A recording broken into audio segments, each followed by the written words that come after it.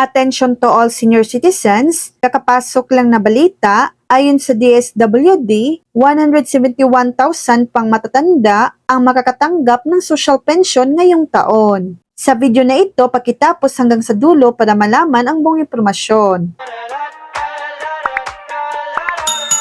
Upang maabot ang mga pinakamahihirap, sinabi ng Department of Social Welfare and Development na palalawakin nito ang Social Pension Program ngayong taon upang masakop ang humigit kumulang 171,000 karagdagang matatanda na nasa waitlist. Sinabi ni DSWD Undersecretary for Policy and Planning, Adonis Sulit, na ang programa ay tutok sa mga pinakamatandang nakatatanda upang matiyak na isasama muna sila. Ang programa ay may alokasyon na 51.8 billion sa ilalim ng 2026 General Appropriations Act na nagpapahintulot sa DSWD na mapaunlakan ang mga bagong benepisyaryo na natukoy sa pamamagitan ng Community-Based Monitoring System ng Philippine Statistic Authority. Dagdag pa ni Sulit, sakop din ng alokasyon ang mga kapalit ng mga senior citizens na tinanggal sa programa dahil sa pagkamatay o diskwalifikasyon. Ang SOCPEN ay nagbibigay ng buwanang stipend na tig 1,000 pesos sa mga mahirap na Pilipinong may edad na 60 pataas, na mahina, may sakit o may kapansanan,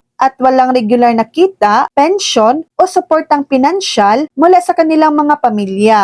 Ang pagtaas mula 500 pesos patungo 1,000 pesos kada buwan ay ipinag-utos ng Republic Act No.